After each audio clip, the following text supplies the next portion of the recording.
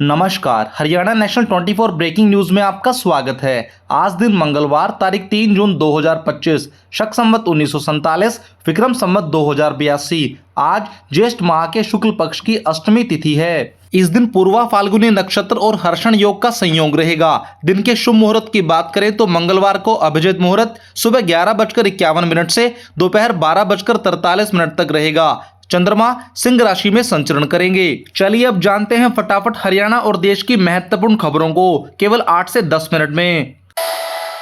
Haryana CET exam, पहले परीक्षा दे चुके सीईटी के अभ्यर्थियों को देना होगा पिछला ब्यौरा। पंजीकरण में गलतियों से बचने की सलाह। हरियाणा कर्मचारी चयन आयोग द्वारा सरकारी नौकरियों के लिए आयोजित की जाने वाली संयुक्त पात्रता परीक्षा यानी सीईटी को लेकर आवेदन करने वाले युवक आए दिन नई नई गलतियां कर रहे हैं। कर्मचारी चयन आयोग द्वारा स्थापित किए गए हेल्प डेस्क द्वारा इन कमियों को दूर किया जा रहा है। पहले परीक्षा दे चुके अभ्यर्थियों को पुरानी परीक्षा का ब्यौरा देने के लिए भी कहा गया है। आयोग के अध्यक्ष हिम्मत सिंह ने सोमवार को बताया कि आयोग के संज्ञान में आया है कि सीईटी 2022 के अभ्यर्थी सीईटी 2025 के लिए नए रजिस्ट्रेशन कर रहे हैं, जबकि सरकार द्वारा चलाई जा रही योजना के तहत प्रदेश में इस तरह की परीक्षाओं के लिए वन टाइम रजिस्ट्रेशन ही मान्य है। इसके बावजूद बहुत से युवा गलतियां कर रहे हैं।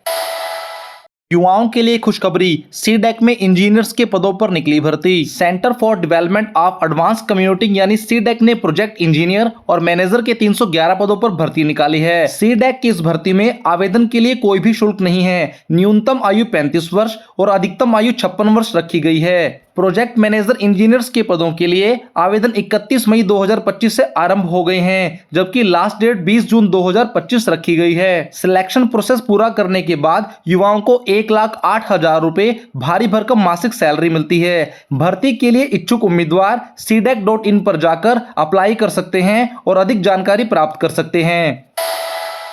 हरियाणा सीएमओ में विभागों का बंटवारा, खुल्लर ओवरऑल इंचार्ज, अब 21 की जगह 16 महकमे देखेंगे। मुख्यमंत्री के ओएसडी राज नेहरू की एंट्री। हरियाणा में सोमवार को चीफ मिनिस्टर ऑफिस यानी सीएमओ में विभागों का बंटवारा हो गया। इसमें सीएम नायब सिंह सैनी के chief principal secretary Rajesh Khullar के काम का बोझ कुछ घटाया गया। साथ ही सीएमओ में मुख्यमंत्री के ओएसडी राज नेहरू की एंट्री हो गई। अब सीएमओ में ओएसडी की संख्या 2 होगी। रिटायर्ड आईएएस राजेश खुल्लर कई वर्षों से सीएमओ में हैं और वह राज्य के सबसे पावरफुल ब्यूरोक्रेट कहलाते हैं। पूर्व मुख्यमंत्री मनोहर लाल खट्टर के समय वह सीएम के चीफ प्रिंसिपल सेक्रेटरी के रूप में काम कर रहे हैं। नायब सैनी के मुख्यमंत्री कुर्सी संभालने के बाद भी खुल्लर इस पद पर बने रहे। अभी तक सीएमओ में खुल्लर 21 विभाग देख रहे थे। 2 जून को विभागों का बंटवारा हो गया। उनमें उनके पास 16 महकमे रहेंगे। 5 महकमों का चार्ज दूसरे अधिकारियों को दिया गया है। राज नेहरू भी पावरफुल हुए, वह ओएसडी के रूप में कार्यभार संभालेंगे। राज नेहरू पूर्व सीएम मनोहर लाल खट्टर के करीबी माने जाते हैं। हरियाणा में बारिश, 5 जिलों में आंधी, 15 शहरों में तूफान और बारिश का अलर्ट। मई में 17 सालों का रिकॉर्ड टूटा। हरियाणा में लगातार तीसरे दिन मौसम ने करवट ली। सोमवार को तेज आंधी के बाद भिवानी में बारिश हुई। वहीं हिसार, सिरसा, जींद, फतेहाबाद और नारनौल में धूल भरी आंधियां चली। यहां पर भी बारिश की पूरी संभावना है। मौसम विभाग ने 15 जिलों में बारिश और आंधी का ऑरेंज अलर्ट जारी किया। इसमें सिरसा, फतेहाबाद, हिसार, भिवानी, चरखी दादरी, कैथल, जींद, महेंद्रगढ़, रोहतक, रेवाड़ी, झज्जर, फरीदाबाद, नूह, पलवल और गुरुग्राम शामिल हैं। उधर मौसम विभाग ने 23 मई से 29 मई के बीच बारिश का आंकड़ा जारी किया। इन 7 दिनों में हरियाणा में 60% से अधिक बारिश हुई। मई में हरियाणा में उम्मीद से ज्यादा बारिश हुई। करीब 17 सालों का रिकॉर्ड टूट गया। कृषि विश्वविद्यालय हिसार विभाग अध्यक्ष डॉक्टर मदन खीचड़ के अनुसार इस बार बारिश से काफी हद तक लू का असर खत्म हो जाएगा। पिछले एक सप्ताह के दौरान अगर भिवानी जिले को छोड़ दें तो बाकी सभी जिलों में अच्छी बारिश हुई है। मौसम विभाग के अनुसार आगे भी अच्छी बारिश होने की पूरी संभावना है। जे एडवांस 2025 का रिजल्ट घोषित हुआ। रजत गुप्ता बने टॉपर, 360 में से हासिल किए 332 अंक। भारतीय प्रौद्योगिकी संस्थान यानी आईआईटी कानपुर ने 2 जून 2025 को जे एडवांस 2025 का रिजल्ट घोषित कर दिया। इस बार आईआईटी दिल्ली जोन के रजत गुप्ता ने टॉप किया। उन्होंने 360 में से 332 अंक हासिल किए।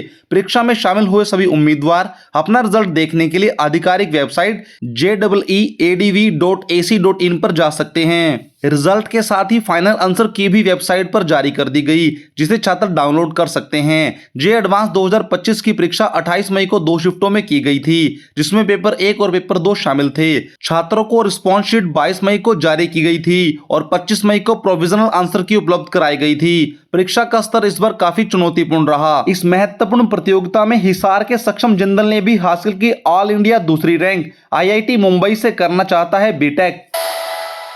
हरियाणा के 5 जिलों की 17 मंडियों में सूरजमुखी की खरीद चालू, सरकार देगी ज्यादा दाम, किसानों को मिलेगा लाभ। हरियाणा सरकार ने मंडियों में सूरजमुखी की खरीद शुरू कर दी। इस वर्ष 8,883 टन सूरजमुखी खरीदने की स्वीकृति मिली है। सरकार ने सूरजमुखी का रेट 7,280 रुपए प्रति क्विंटल निर्धारित किया है, जबकि बाजार भाव 6400 से 6500 रुपए प्रति क्विंटल है। मेरी फसल मेरा ब्यौरा पोर्टल पर 18,166 किसानों ने पंजीकरण कराया है। सूरजमुखी की खरीद 30 जून तक जारी रहेगी। पंचकुला समेत 5 जिलों की 17 मंडियों में खरीद होगी। कृषि एवं कल्याण विभाग से प्राप्त रिपोर्ट के अनुसार हरियाणा में इस बार 44,062 टन सूरजमुखी की पैदावार होने की संभावना है।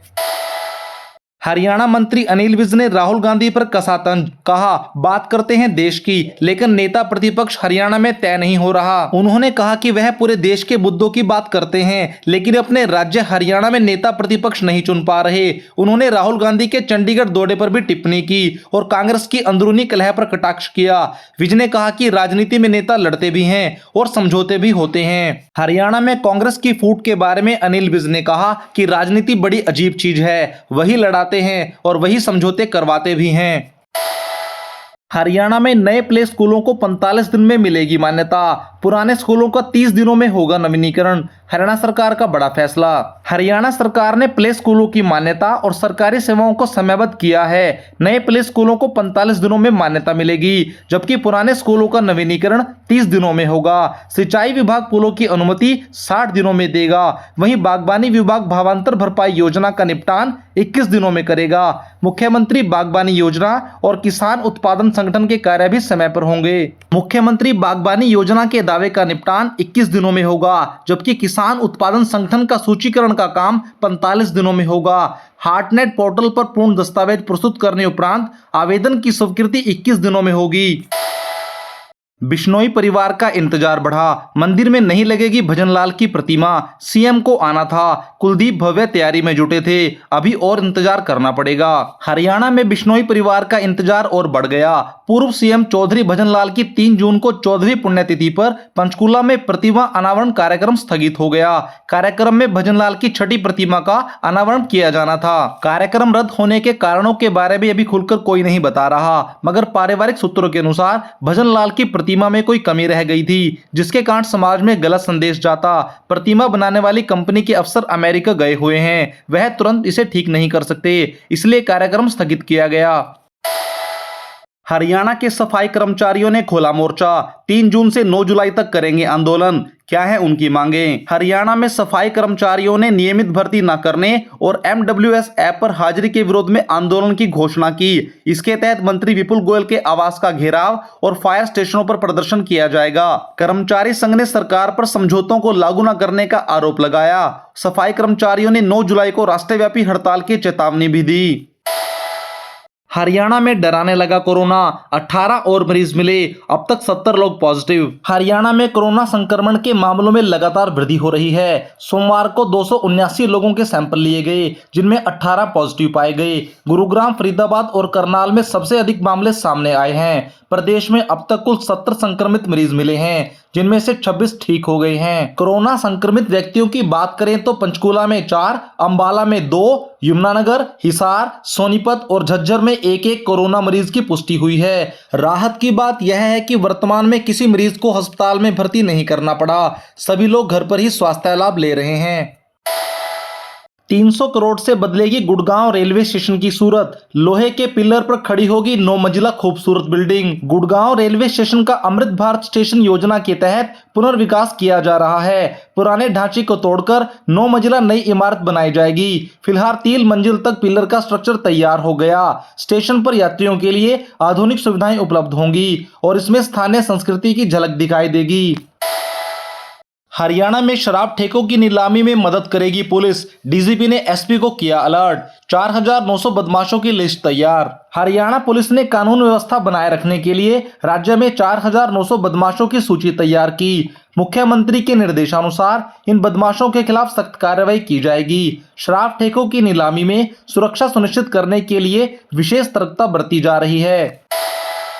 डी गुकेश की शानदार उपलब्धि, नॉर्वे शतरंज 2025 में मैग्नस कार्लसन पर जीत दर्ज की। पीएम नरेंद्र मोदी ने भी डी गुकेश को बधाई दी। उन्होंने कहा, सर्वश्रेष्ठ खिलाड़ी के खिलाफ विजय प्राप्त करने के लिए उन्हें बधाई। नॉर्वे शतरंज 2025 के राउंड 6 में मैग्नस कार्लसन के खिलाफ उनकी पहली जीत उनकी प्रतिभा और समर्पण को दर्शाती है। मैं उनके आगे की यात्रा में निरंतर सफलता की कामना करता हूं। गौरतलब है कि भारतीय ग्रैंडमास्टर डी गुकेश ने नॉर्वे शतरंज 2025 टूर्नामेंट में विश्व शतरंज चैंपियन मैग्नस कार्लसन को हरा दिया। यह जीत 19 वर्षीय प्रतिभाशाली खिलाड़ी गुकेश के लिए एक महत्वपूर्ण उपलब्धि है। Tata Harrier EV 556 kilometre plus range के साथ आज लॉन्च होगी। इलेक्ट्रिक एसयूवी में 360 degree camera plus transparent mode है। टाटा मोटर्स आज अपनी मिड साइज इलेक्ट्रिक एसयूवी को लॉन्च करने की तैयारी में है। ये 560 किलोमीटर की रेंज के साथ आएगी। कंपनी ने ईवी का टीजर जारी कर दिया। टाटा हैरियर ईवी में 360 degree camera, transparent mode, boost mode और रॉक क्रॉल मोड जैसे फीचर्स शामिल हैं। भारतीय शेयर बाजार गिरावट के बाद संभला शेयर बाजार। सेंसेक्स 77 अंक गिरकर 81,373 पर बंद हुआ। निफ्टी में भी 34 अंक की गिरावट देखी गई, वह 24,416 पर बंद हुआ। इस बार बैंकिंग और आईटी शेयर्स टूटे।